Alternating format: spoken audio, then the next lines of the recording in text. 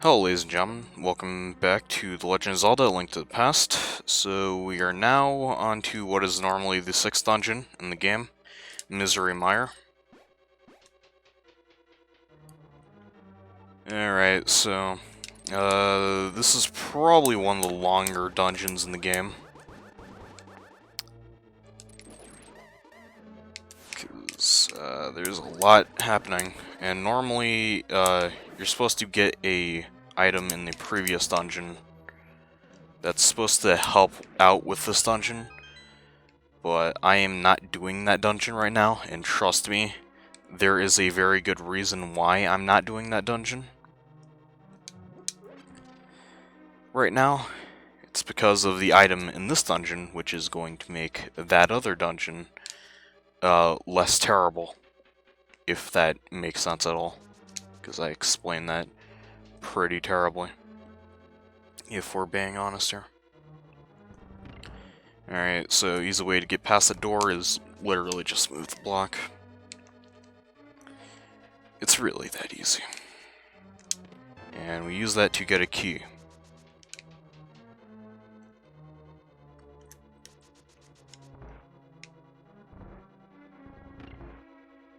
Alright, now we head to the right here, and we can pick up 2 keys.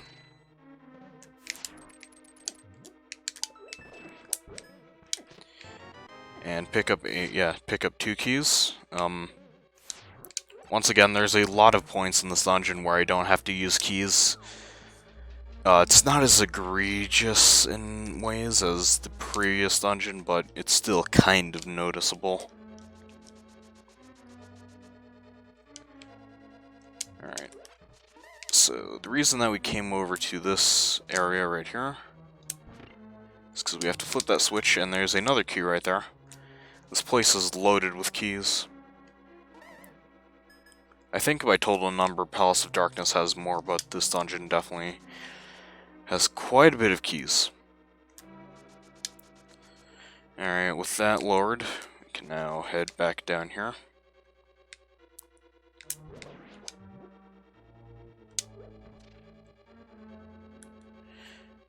And head down here. And get the map. That door to the left serves no purpose, as it just takes you back out to the main area. Alright, so now that we've gotten that, we'll head on to the right. These bomb guys do a shit ton of damage. So I'll try not to get hit by them.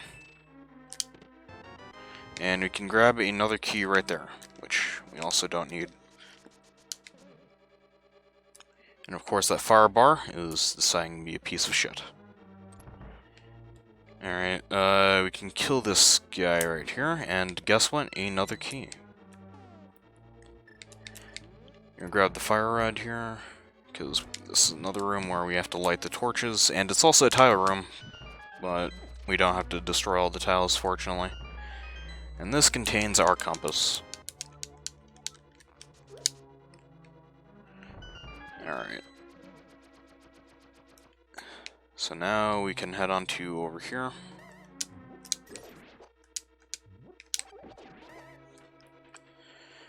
Yeah.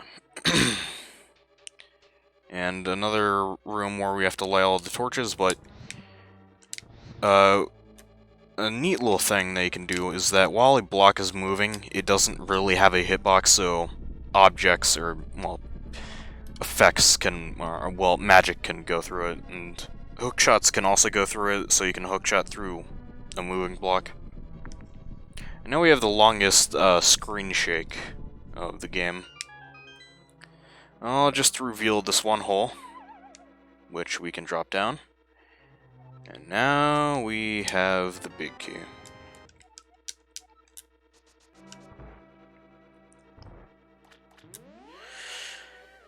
Okay. But of course we need to go get the item of the dungeon.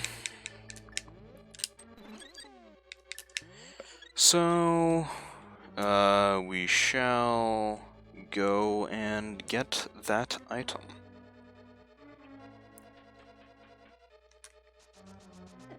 Which is just a quick detour to over here.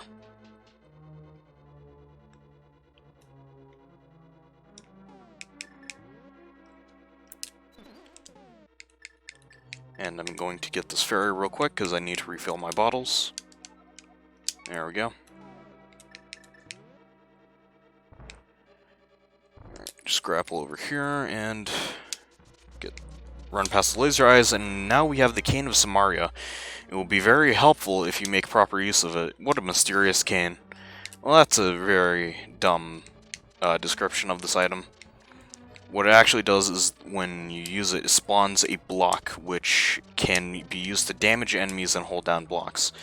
When you dispel it, it emits several beams of energy, which can be useful when you're dispatching enemies.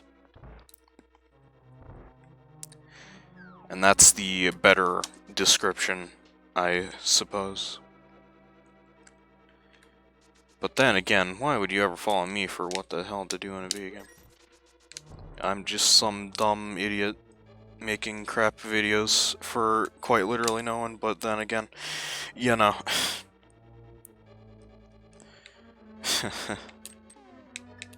What the hell was that laugh? I don't know, sometimes I'm gonna go back and grab the anti-fairy. Well, he did not respond, so... Well, he did not move, so... Fuck that.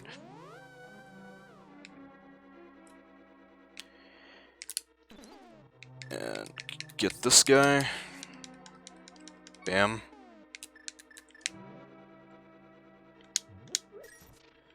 Alright.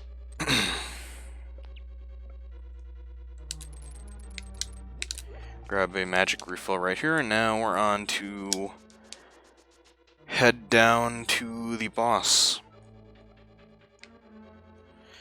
Now we're going to use the Cane of Samaria to its fullest potential, because it's mainly used for holding down switches.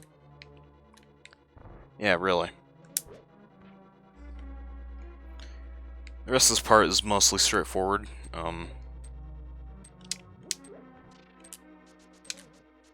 We can use the Cane of Samaria to hit that switch, because for some reason the hookshot just does not really want to work up there for whatever reason.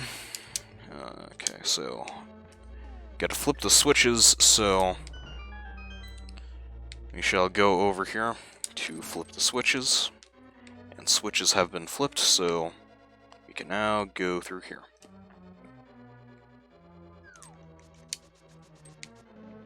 And we gotta flip switches again to be able to actually get to the boss.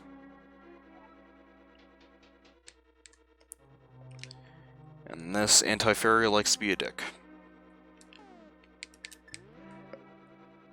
Alright, so we are now on to the boss of Mire, Vitreous. So to actually get to the boss itself, we need to kill all these small eyeballs around Vitreous. Relatively easy, as long as you're not a dunce.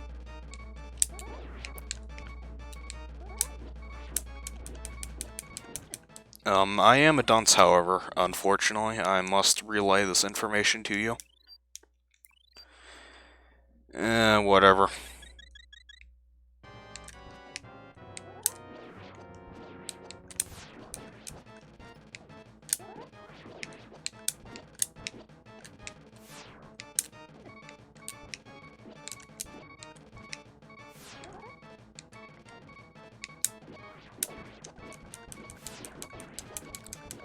Okay, I'm fine. And once you kill all the small eyeballs, the giant eyeball will come after you, but just spam them with arrows, it's pretty easy. And that is Vitreous, and that's the 6th dungeon, normally Mire. It's kinda long, kinda tedious, but it's not a bad dungeon. It's just kinda annoying, but, you know. That's how it do. Alright.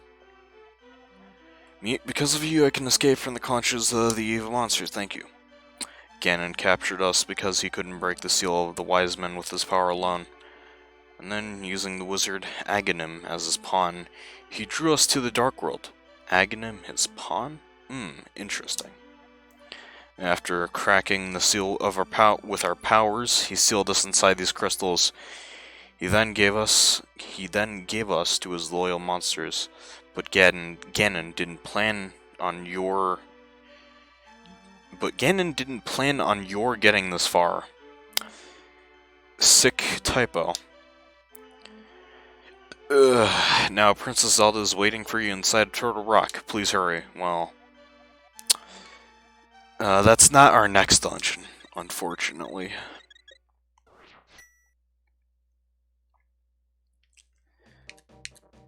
Because our next dungeon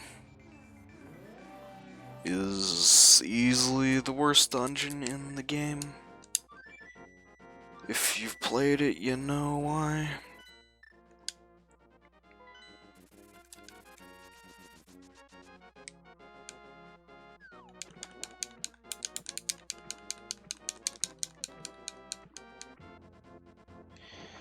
Alright, we go to where the fairy that gave us our arrows and rupees, or arrows and bombs from.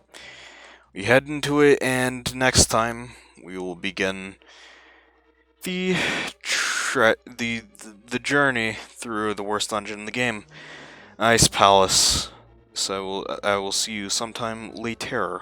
Bye.